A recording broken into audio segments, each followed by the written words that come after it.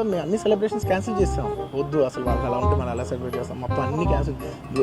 పెద్ద పెద్ద ఫంక్షన్స్ అక్కడ కర్ణాటకలో అక్కడ ఇక్కడ పెద్ద పెద్దగా చేద్దాం అనుకున్నాం.